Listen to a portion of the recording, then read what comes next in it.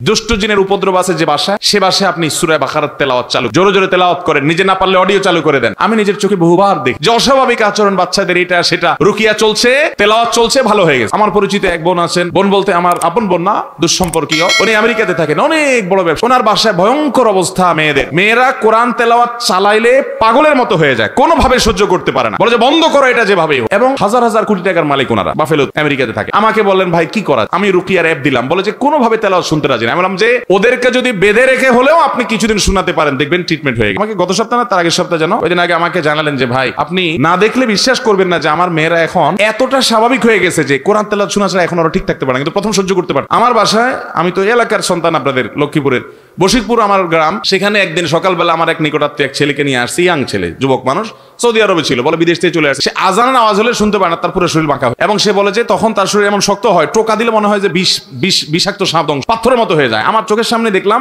জোহরের আজান শুরু হলো, সে আসছে অনেক আগে, বসতে বসতে 100 পর্যায়ে জোহরের আজান শুরু হলো, দেখলাম যে সে বাঁকা হয়ে যাচ্ছে এবং শক্ত হাট। ভাইরা এগুলো কিছু হয়তো খুব দৃশ্যমান বোঝা যায়, আর ম্যাক্সিমাম ঘরে ঘরে বোঝার উপায় নাই। এটার মূল ট্রিটমেন্ট হলো কোরআনে কারিমের তেলাওয়াত। আজ মুসলমানের ঘরে কোরআন তেলাওয়াত, মুসলমানের যুবকরা আজ গান শুনে, আজ ঘরে ঘরে মহিলাদের মোবাইলে হারাম জিনিস দেখে, পর্ন ভিডিও এত পরিমাণ দেখে যুবকরা।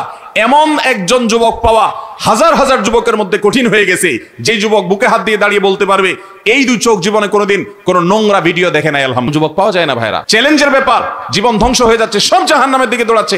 আপনাকে বিকল্প পথে যেতে হবে।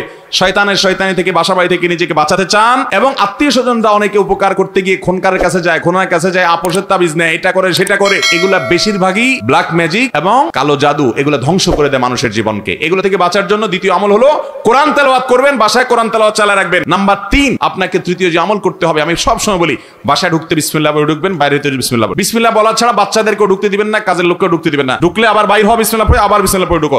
হাদিসে আসছে কেউ বাসায় পড়তে বিসমিল্লাহ পড়ে ঢুকলে তার সাথে শয়তান ঢুকতে পারে না। প্রত্যেকের সাথে শয়তান থাকে, ওইটা ঢুকতে পারে না। আর যদি বিসমিল্লাহ ছাড়া ঢুকে তাহলে শয়তানকে পড়ে। খাওয়ার সময় বিসমিল্লাহ, সব কাজে বিসমিল্লাহ পড়বেন। এভাবে আরো বিভিন্ন আমলের মাধ্যমে এই উপদ্রব থেকে বাঁচবেন। ব্ল্যাক ম্যাজিক থেকে বাঁচার জন্য সৌদি আরবের সাবেক গ্র্যান্ড মুফতি শেখ আব্দুল আজিজ বিন আব্দুল্লাহ বিন বাজ রাহিমাহুল্লাহ একটা চমৎকার আমল দিয়েছেন, সারা পৃথিবীতে রাখীদের কাছে জনপ্রিয় আমল।